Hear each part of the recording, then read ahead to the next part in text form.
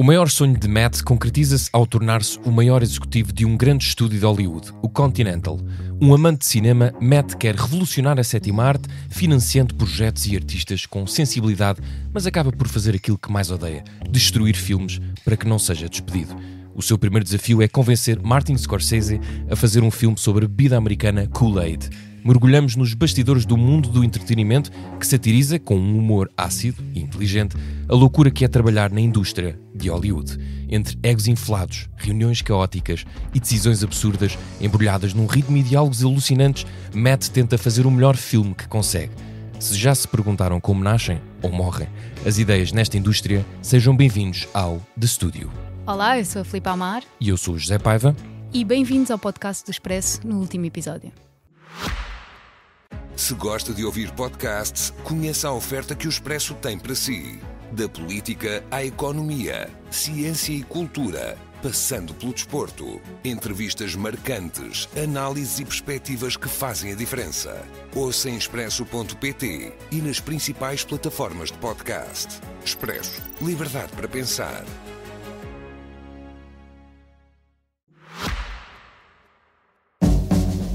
So, how do you feel in all this? You know, I got into this because, I love movies. But now I have this fear that my job is to ruin them. The job is a meat grinder. Sing, sing, sing, sing. Everybody start to sing. The Continental, we don't make artsy films. We make movies. Movies! E a pergunta de hoje é: ainda queremos ver histórias sobre pessoas que fazem filmes? Então, o estúdio tem 10 episódios, é uma série da Apple TV+, o último sucesso, sendo que o penúltimo foi agora o Severance, que também falámos. Já saíram 9 episódios, ainda falta um, e hoje vamos falar dos nossos preferidos. Being the head of Continental is the only job I've ever wanted. Stop! Stop! No! It's just so much harder than I thought it was going to be.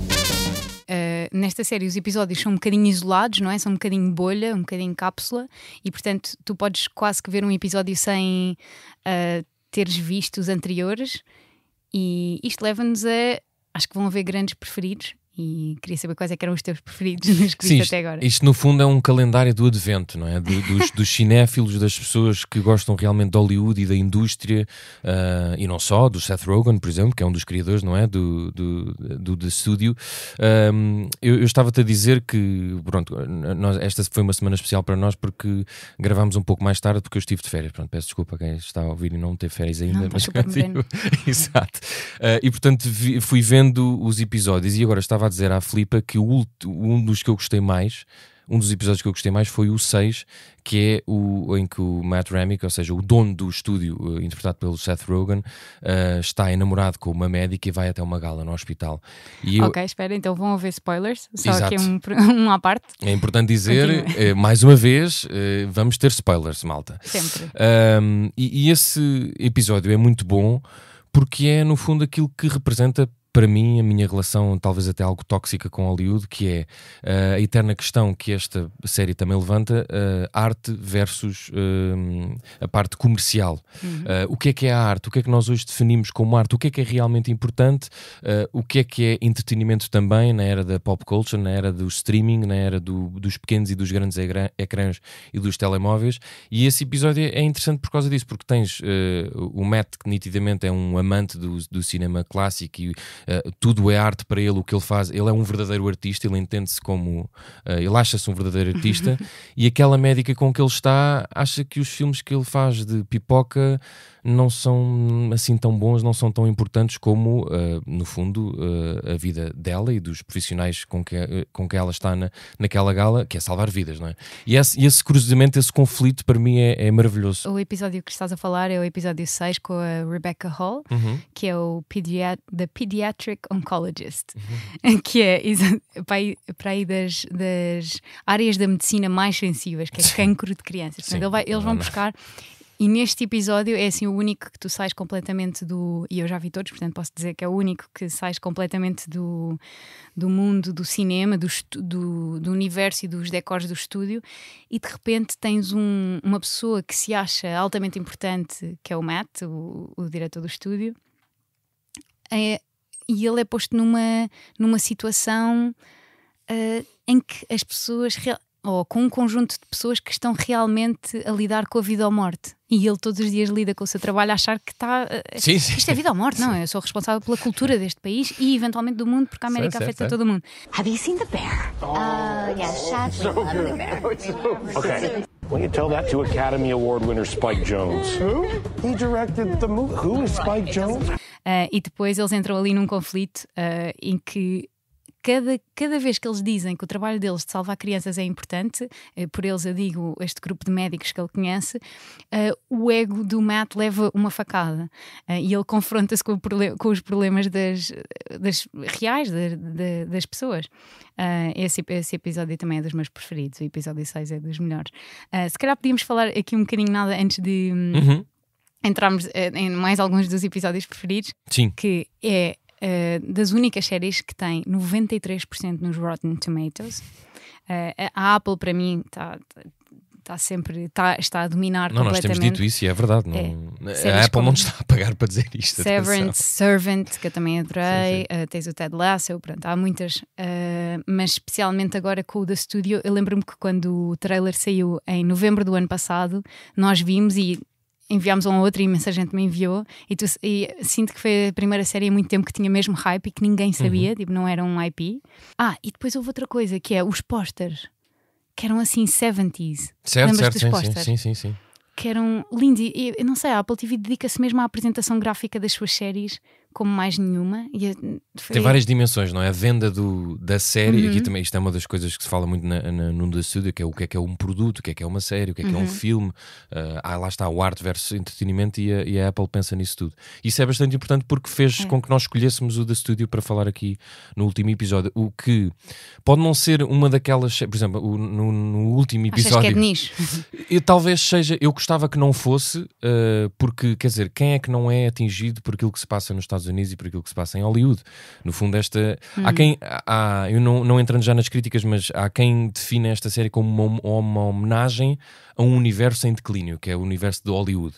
Eu não diria que é tanto uma homenagem, eu acho mesmo que tanto o Evan Goldberg como o Seth Rogen quiseram divertir-se no ponto da carreira em questão, ou seja, depois de todos os filmes que fizeram juntos, todas as comédias que nós conhecemos que eles fizeram juntos, perceberam, ok, nós estamos num momento em que talvez fosse bom pontuar o estado atual, mas sem homenagens e sem moralismos, aquilo é só profundamente divertido e parece-me até, sobre alguns relatos que vamos conhecendo tanto em livros como em filmes, bastante verídico. Sim. Este é um universo que já foi explorado várias vezes, umas vezes melhor, outras vezes pior, como na série do Ricky Gervais, o Extras, sobre os figurantes, ou no Entourage, ou sei lá, no La La Land, Babylon, tantos filmes sobre o making of do cinema, de como é que os filmes são feitos. Aqui eu gosto que não haja cinismo e romantização, porque é como eles dizem no primeiro episódio logo, o Bryan Cranston diz ao Seth Rogen: we don't make films, we make movies. Certo? Sim. Não tentes fazer cinema de autor. E isso ou seja, traduzido parece que não tem muita importância, mas em inglês tem muita importância. O que é um filme, o que é o movie, o que é o cinema. Agora ainda hoje se discute muito o cinema de autor, o cinema comercial, lá está, é aquilo.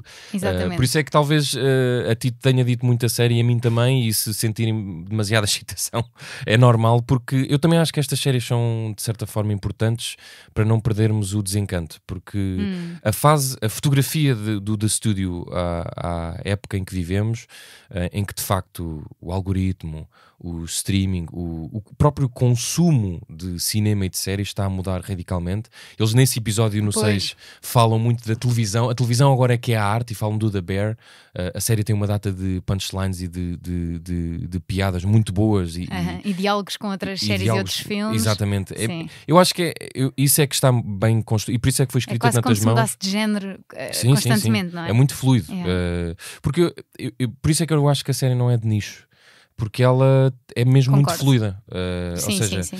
dá para tu seres um espectador de filmes de pipoca, por exemplo, e gostares da série. Dá Sem para dúvida. seres um fã de filmes de autor e gostares da série. E Eu acho cínico, e dá sim, para ver. exatamente. No fundo, é uma série que agrada aos críticos do público como aos mais entusiastas influencers de TikTok. Sim, quer dizer, já vamos falar aqui do primeiro episódio, mas no primeiro episódio logo entra o Martin Scorsese, portanto tu tens sim. o aval de uma data de pessoas, desde o mais comercial ao mais autoral, à partida pelo casting, não é? Sim, nós estamos aqui com entusiasmo, talvez se calhar quiseres seja dar melhor- esse contexto Eu vou dar um do bocadinho de primeiro contexto. episódio. Sim. Eu vou dar um bocadinho de contexto até um bocadinho antes. A série foi escrita pelo Seth Rogen, pelo Alex Gregory, pelo Peter Hayek e pelo Evan Goldberg. Eles já trabalharam muitas vezes juntos, já produziram vários filmes em conjunto, como o Superbad, os filmes do Sausage Party, o VIP, escreveram para uma data Greeks. de late night shows. Sim. Pineapple Exatamente. Express. Pineapple Express, trabalham há anos juntos, este grupo, digo.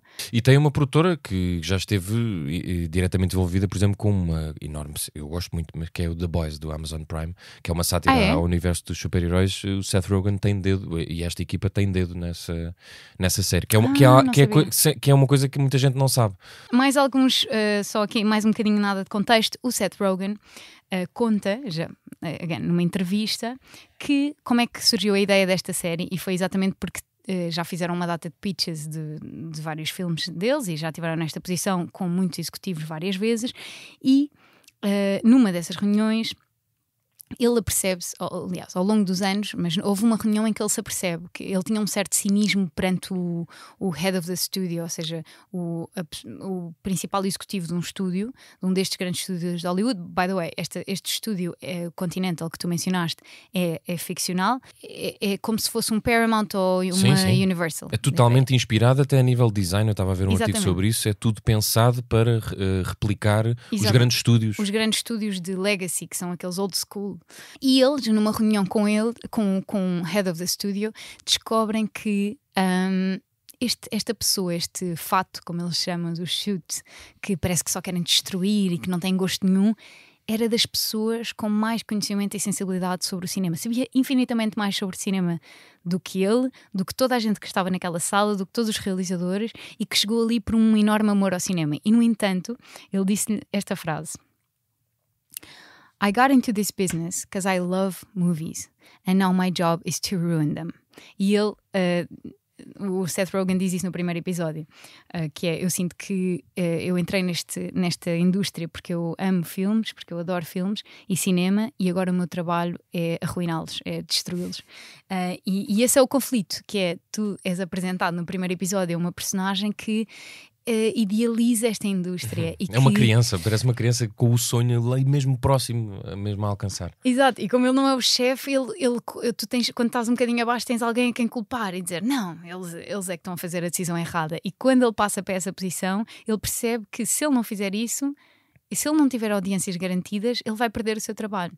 E eu gosto muito desta ideia de que acho que é recorrente a uma data de trabalhos, que é: toda a gente que está a fazer cinema, de alguma forma ou de outra, eu até já dei o exemplo de anúncios, toda a gente quer fazer uma coisa boa, ninguém quer destruir e fazer uma coisa má, ou que os seus colegas na indústria achem que eles estão a fazer uma coisa de popcorn.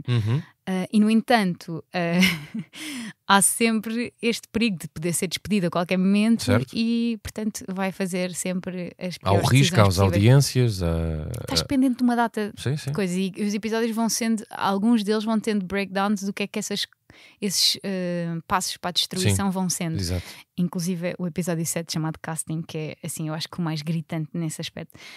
Sim, tu tens as várias fases em cada episódio. Eu chamei o calendário de advento porque em cada episódio é isso que tu dizes: tu tens o casting, tu tens quando um executivo dá uma anotação, ou seja, uma indicação de algo para cortar num filme, tu tens as várias etapas da construção de um filme de Hollywood, e por Exatamente. isso é que ou seja, tu consegues ter o puzzle todo. Exatamente. A experiência, se quiseres. E no primeiro episódio eles começam com o conflito mais talvez engraçado deles todos, é que no episódio 1, chamado A Promoção, o Continental Studios compra o IP, Intellectual Property, do Kool-Aid, que é uma coisa bastante absurda, dita à primeira vista, se bem que hoje em dia, depois do episódio sair, já há excelentes posters e propostas do que é que seria este filme, starring Steve Buscemi, by Martin Scorsese. Sobre o massacre de Jonestown, atenção, que uma data de pessoas se matou num culto, era assim um culto apocalíptico. Se não desconhecem a história e vão ver, não se assustem porque é bastante chocante. Um fun fact sobre esta série, que é introduzido logo no primeiro episódio e que depois tu já deves ter reparado, ter visto que todas as cenas são filmadas num take. Já reparaste, estão todos planos de sequência. Sim. Um plano de sequência, ao contrário de como se filma normalmente, com vários ângulos de câmaras e que nenhuma conversa que acabamos por ver é real.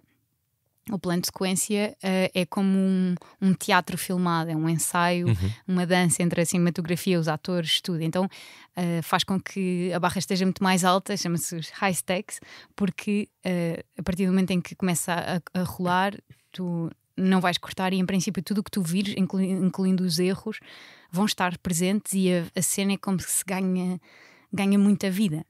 E tu sentes essa urgência e tu tens um Seth Rogen que é o protagonista, está em todas as cenas, tu estás a acompanhar o ponto de vista dele, o POV dele sempre, portanto ele está sempre em câmara, e no entanto, esta série tem uma particularidade estrutural que é tu não cortas para subplots, não há tipo plot B, agora vamos acompanhar a Patty, não sei, não, tu só tens um plot e é esse que estás a seguir e é sempre com muito ritmo.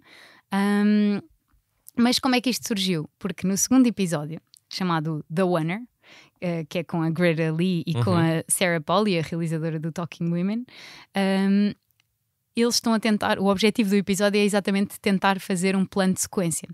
E o episódio é filmado num plano de sequência, achava eu. Entretanto, vi uma entrevista em que eles explicam que são quatro planos de sequência diferentes colados, muito bem colados, porque eu nem notei. E quando eles estavam a decidir nas reuniões, os dossiês, para fazer como é que vamos filmar esta série, qual é que vai ser o approach cinematográfico, a linguagem que vamos escolher, eles acabaram por perceber, bem, e se nós fizéssemos isto com todos os episódios? Esta série requer essa energia.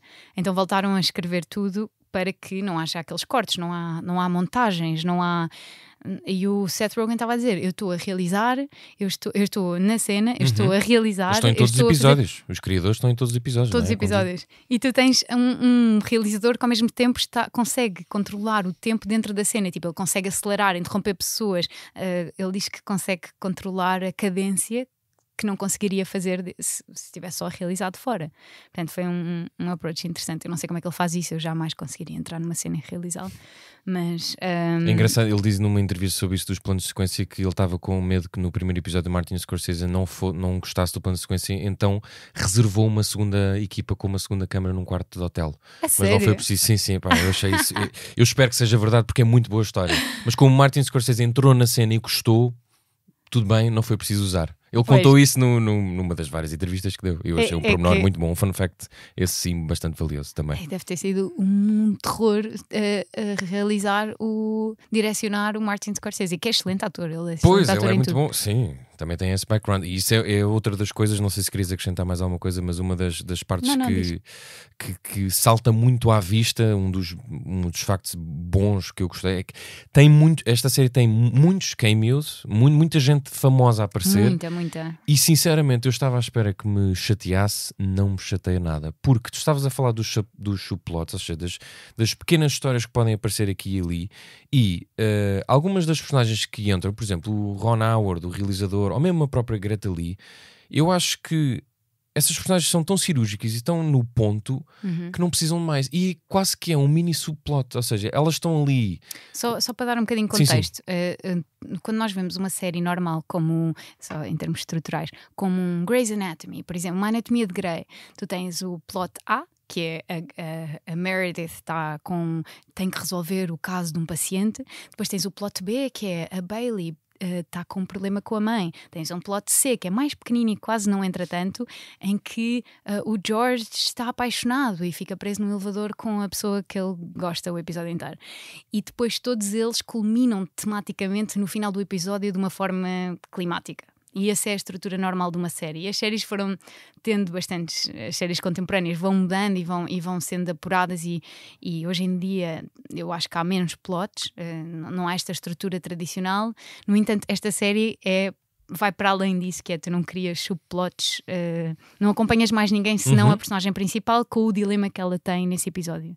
Sim, e eu estava a falar dos cameos porque de certa forma as celebridades não aparecem só para aparecer. Talvez, por exemplo, a Charlize Theron aparece só para aparecer, mas ela já apareceu noutras produções do Seth Rogen, ou seja, parece quase ali uma amizade milionária de uma atriz que... Ela aparece com uma fala neste episódio. Nos outros que eu referi também, noutros episódios, de facto, a Olivia Wilde, por exemplo, também tem uma história bastante interessante num dos episódios, porque ela está a realizar em película e não gosta do que fez. Ela tem até uma entrada no próprio filme que está a realizar, mas não gosta da cena com o Zac Efron, então ali, agora não queria revelar mais, senão estou a estragar. Mas ela própria, a carga, se nós conhecermos um bocadinho do trabalho da realizadora, da Olivia Wilde, que não é assim tão fácil, não é uma personagem, parece assim tão fácil, é bastante significativo ela surgir neste episódio. Ou seja, não é uma série plástica ou com medo de provocar ou de atacar até a vida dos realizadores e dos atores em Hollywood. A certa altura, nesse episódio da Olivia Wilde, ouve-se, penso eu, a voz do Seth Rogen a dizer: as pessoas mais poderosas de Hollywood são os realizadores, e eu acho isso muito interessante, porque pensamos sempre que, eu não sei se ele estava a falar a sério ou a gozar, pensamos sempre que são os executivos como este Matt, interpretado pelo Seth Rogen, ou os produtores, mas os realizadores ainda vão tendo muito poder em Hollywood. E isso também está bem espelhado neste episódio. Ou pelo menos estão a ganhar cada vez mais outra vez, não é?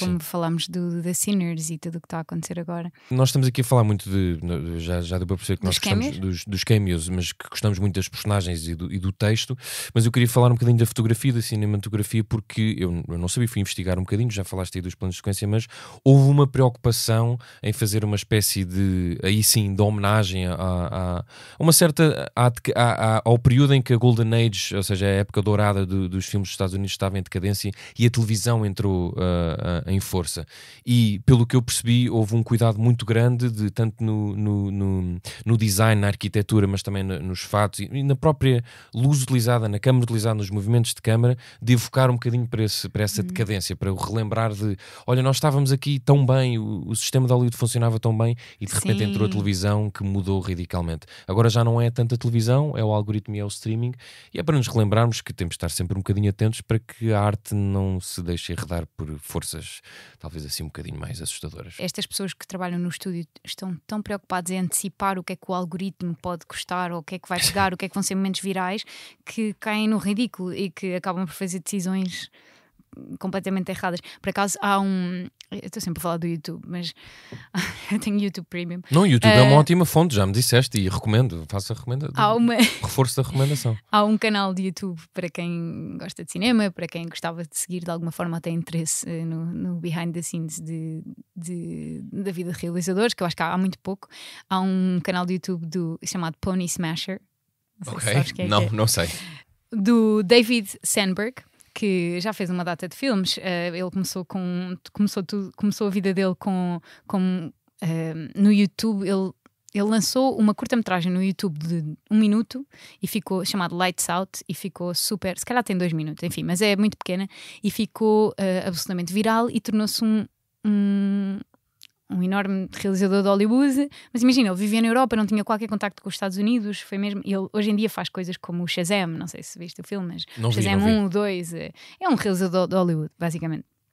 E ele conta que, como ele vem de filmes indie e verdadeiramente indie, não é tipo indie americano em que tu trabalhas com 4 milhões no teu primeiro filme, não.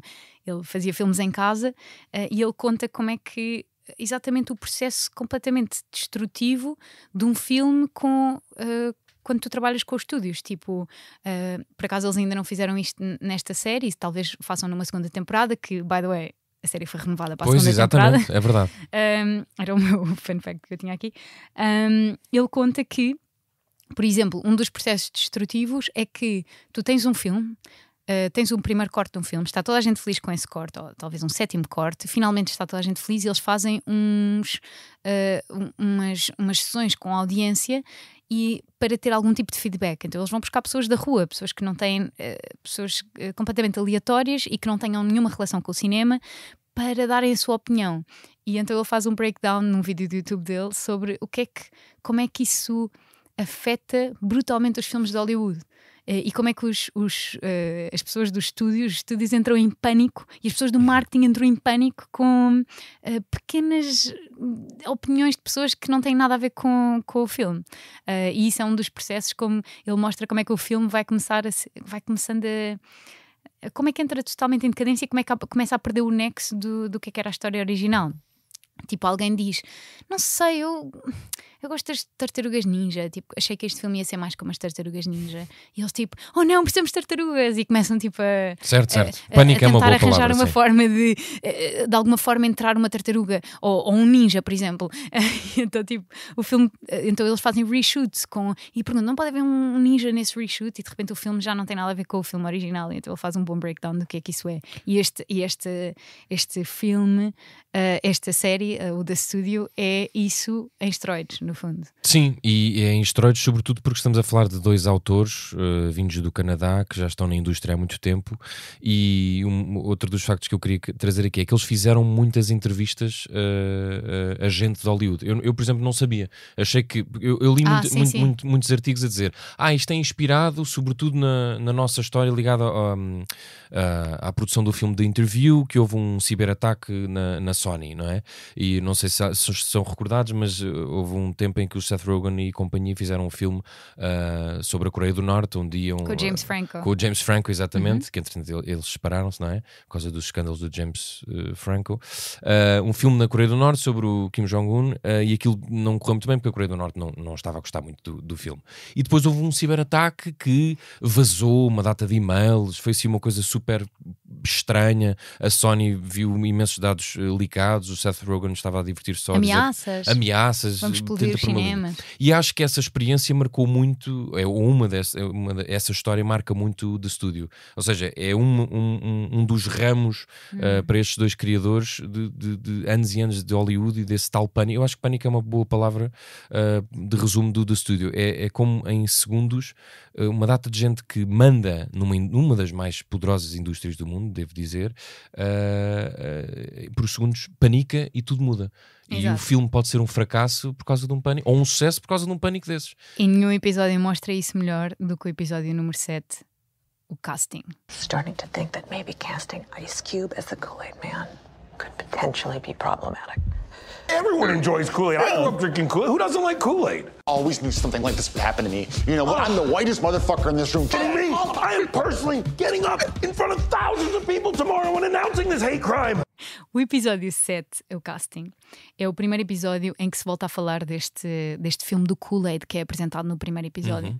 Basicamente, a equipa começa a ficar preocupada. Eles fazem casting para a voz do homem do Kool-Aid, que é um desenho animado, by the way. Fazem casting ao Ice Cube para ser a voz do Kool-Aid, e de repente eles começam a olhar para as caras. Isto é uma coisa que se faz sempre no backstage, ou quando estás em processo de casting, tu agarras nos headshots, nas fotografias, nos retratos dos atores e pões num quadro para ver se eles ficam bem, no conjunto, no seu conjunto, se faz sentido como ensemble. E eles reparam que se calhar o casting é um pouco ofensivo, porque o casting pode ser racista. E eles de repente começam a olhar, era uma coisa que ninguém via inicialmente, mas quando alguém põe essa hipótese no ar, será que isto é ofensivo? Toda a gente começa a ver o filme por essa lente. Então eles vão ter com cada pessoa do estúdio que possa ter opiniões sobre isto, mulheres, pessoas de diferentes etnias, para ver o quão ofensivo é que isto é. Às tantas, isto fica uma bola de neve tão grande que eles fazem o recast inteiro por causa desta pequena... por alguém ter questionado a voz do Kool-Aid Man. Cheira-me que isso já deve ter acontecido milhares de vezes, né, nos últimos anos. Certeza. E este episódio é mesmo... Eu acho que é caracterizado como... Parece que tu estás a ver conversas em privado. Parece certo. Que não devias estar a ver essa conversa, que é o melhor tipo de diálogo. Eventualmente tem um bom final, mas é exatamente sobre como é que uma pequena coisa um pequeno evento pode levar à total destruição de um filme. De tudo, completamente. Yeah. Isso foi, talvez, despachando aqui as críticas, foram genericamente boas, até em Portugal. Por acaso, acho que das séries que já falámos aqui, o do Studio é a que tem... o que eu percebo, porque, devo dizer, minha culpa também é minha, os críticos gostam sempre de uma série que fala do seu universo. E, portanto, seria difícil que alguém dissesse mal do Studio. Eu gostei muito de um título que eu vou traduzir aqui do The Vulture, de um site. The Studio laughs to keep from crying. Ou seja, ri-se para não chorar, que é um bocadinho isso, ou seja, Hollywood atravessa uma fase de facto bastante perigosa, sobretudo porque as pessoas não estão a ir ao cinema como deviam ir. Pois. E pronto, vamos-nos entretanto com o The Studio, que é para não chorarmos não chorarmos com a realidade. Em Portugal, as críticas também foram genericamente boas. Não sei se as pessoas em Portugal estão tão entusiasmadas com esta série como outras, porque este ano de facto está uma catadupa de séries e tenho medo que The Studio fique um bocadinho esquecido daquelas que eu depois vejo. Isso leva-nos à nossa pergunta original, que Sim. é: será que as pessoas querem ver mais séries sobre pessoas que fazem filmes? Porque assim, sempre que Hollywood se vira um bocado para si próprio, Sim. isso também pode ser mau. Eu lembro-me do Woody Allen dizer que jamais viveria em LA. O Woody Allen. Porque em LA em Los Angeles as pessoas como são todas da indústria, isto é a realidade, toda a gente, tu apanhas um Uber e eles têm headshots, têm os retratos, são atores, certo. têm os headshots atrás. Caso entre um casting director dentro do carro e leva o headshot deles, todas as festas, todos os jantares, todas as coisas, toda a gente, é mesmo o La La Land, tipo, tu entras num café e a pessoa que te está a servir é uma atriz e toda a gente é lindíssima e toda a gente está fit e toda a gente que é ela. Tudo é uma espécie de farsa. Só que ao mesmo, não sei se é farsa, é só... ou soa um bocadinho. Eu não sei se é farsa, é só que as pessoas estão ali para fazer aquilo. Certo. Eles foram lá para fazer aquilo. E o que o Woody Allen diz é: a razão porque eu nunca viverei em LA é porque eu gosto de escrever histórias sobre pessoas e ali só Não são pessoas. a indústria está virada para dentro, só se fala Certo. sobre aquilo e isso não é a vida. Então prefere viver em Nova Iorque, que é onde... Sim, eu percebo isso, mas assim também a indústria não se reflete, não reflete sobre si própria. E eu estava aqui a ver, quando fizemos a pergunta, eu estava a ver bons exemplos e maus exemplos. Por exemplo, um mau exemplo, estávamos a falar de super-heróis há bocadinho, o The Franchise. Ninguém falou do The Franchise, que saiu há pouco tempo. E é sobre a indústria dos filmes de super-heróis. Eu não vi. Eu vi o piloto, mas não tem nada a ver com isso. HBO, exatamente, mas está muito fresca. Pois Saiu é. há pouco tempo. Eu esqueci-me que essa série saiu. Pois, Nem estás a sequer ver. para as referências que ia falar aqui. Por exemplo, Entourage é uma que foi uma série, pronto, é antiga. Já é, exato, eu sim. olha, só vi a primeira vez há 2 anos. Até é referida no The Studio, se não me engano. No episódio 6, precisamente. Ah, na é? gala. É. Sim. Pois, Por uma faz das sentido. médicas. Mas Pergunta-lhe. eu já vi o Seth, faz todo o sentido, eu não me lembrava disso, mas o Seth Rogen viu numa entrevista em que ele disse que exatamente a quantidade de cameos que tu tens lá está Martin Scorsese, Charlize Theron, Steve Buscemi logo no primeiro episódio, mas tens a Greta Lee, a Rebecca Hall, o Zack Snyder, o Aaron Sorkin, a Zoe Kravitz, o Adam Scott. Ele disse que o que ele não queria ser era um Entourage, em que no mundo em que é suposto serem grandes, o filme do Entourage é suposto ter grandes festas de Hollywood e depois está lá tipo um B-lister que não tem nada a ver, jamais este seria essa pessoa e tu entras mesmo e acreditas mesmo naquele universo se vires o Martin Scorsese a falar sobre um filme que claro que seria 200 milhões o filme dele. Claro. E se fossem Obviamente. buscar E é outro pouco. ator. Exato. Não, tens o Entourage. Eu lembrei-me do BoJack Horseman, de certa forma, apesar de ser uma sim, claro. série completa, é muito diferente. É uma mas, série existencial. exatamente. É das minhas séries preferidas. Também é da minha. Só que eu lembrei-me muito. Talvez do estúdio seja uma versão muito mais light, muito mais fun, e também era essa a intenção. E Mas tem eu algumas lembrei-me coisas muito. em comum. Ambas têm um protagonista que à partida seria detestável, não é? Tipo, um homem altamente privilegiado, começa a ser altamente privilegiado e vê que isso não é a resposta Sim. para ficar feliz ou para não ter episódios depressivos. Depois também tinha aqui o X ou o 30 Rock. O 30 Rock tinha um primo que adorava, nunca fui. Não digo que foi, não sou grande seguidor, mas não acho que sejam. X, por exemplo, sim, também é um bom exemplo, sendo certo que não é sobre. Não vai tão ao osso como. Nunca vi, como é a série da HBO sobre uma senhora que fazia espetáculos. O Hacks. É o Desculpa. X, sim. Percebi Axe de tipo martelo. Machado. Não. Não, Hacks, claro. Sim. Sim. Não acho que vai tão ao ponto, até porque tem as personagens principais não são completamente diferentes do estúdio. Mas olha que esta nova temporada vai. Pronto, ainda não vi e possivelmente vai ser uma das séries que vamos falar sim. aqui. Quarta temporada do Hacks na HBO. Em relação a filmes, tinha tirado, por exemplo, o Damien Chazelle fez Só uma coisa, e a protagonista do Hacks entra no episódio dos Golden Globes. Certo. O Babylon, por exemplo, que foi um dos filmes dos últimos anos que eu gostei muito e que foi um flop autêntico. E também é sobre uma era dourada. Chazelle. Exatamente. Esse sim é uma homenagem a um período específico da indústria o mesmo hollywoodesca. realizador do La La Land. Exatamente. Mas também temos o Once Upon a Time, Era Uma Vez em Hollywood, do Tarantino, que também de certa forma, sim, apesar de ser sobre um caso violento, agressivo em Hollywood, também é uma homenagem de certa forma, e é a indústria, ou é o take do Tarantino a olhar para uma época específica que simbolizou um período muito específico daquela região. Portanto, temos aqui, depois que se quisermos ir muito para trás, podemos ir até desde o The Artist, o Artista, Cinema Paris, ou o Singing in the Rain, mas eu não queria puxar a cassete tão atrás. Mas acho que todos esses filmes e séries estão aqui no The Studio.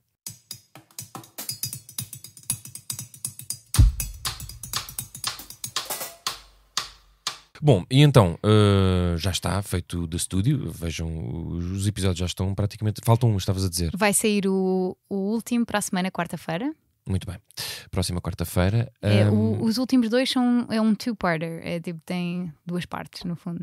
Que é uma coisa que se tem feito muito nos últimos tempos.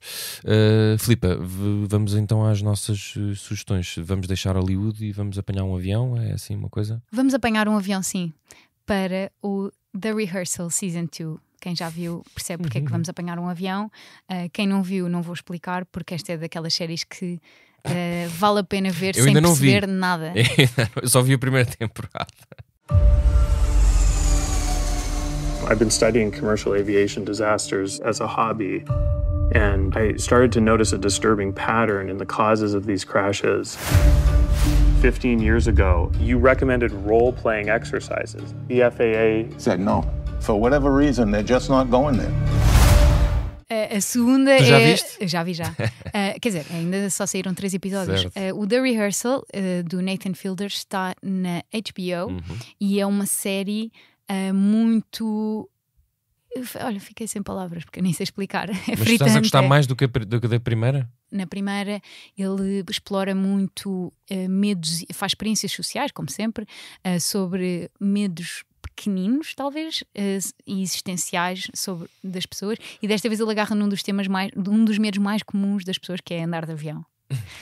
Ou seja, vai do micro para o macro. E por acaso, acho que pode ser como é que se diz? Uma peça de acompanhamento a este. Saiu a série Ruído, na portuguesa, na RTP1, que é escrito por um amigo meu, o Luís Araújo, e portanto só ainda saiu um episódio, só vi um episódio, mas acho que tem um bom diálogo com o The Rehearsal. Hi. Leia o que está aí, mas rápido. É expressamente proibido rir e ou fazer rir, bem como outros objetos ou formas de comunicação audiovisual de conteúdo cómico ou risível a maiores de 12 anos.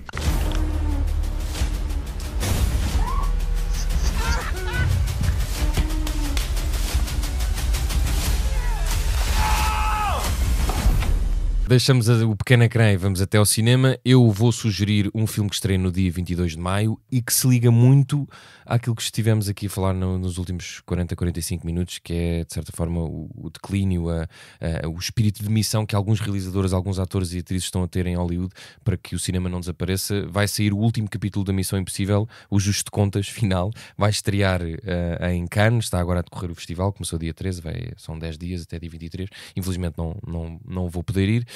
Mas Tom Cruise é um dos últimos bastiões de, sei lá, não sei, a ideia do ator típico americano. Eu já li um artigo muito bom sobre isso. Star. O movie star, exatamente, é o Tom Cruise.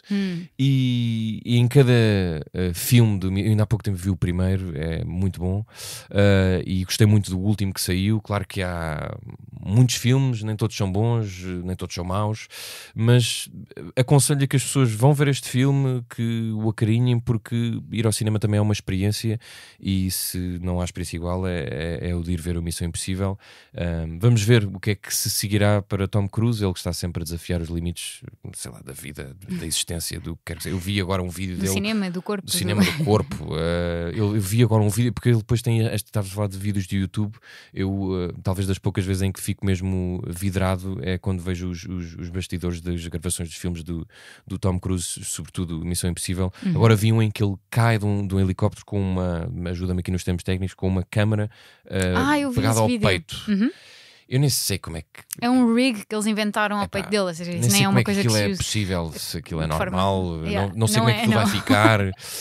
Pronto, estreia dia 22 em Portugal, recomendo vivamente.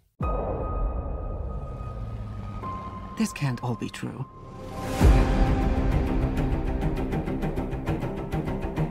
Every word.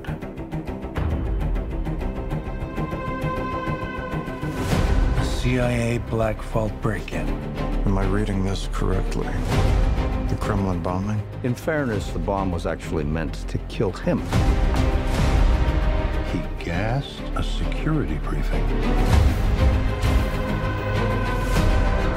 That was just 2 months ago. This explains the handcuffs.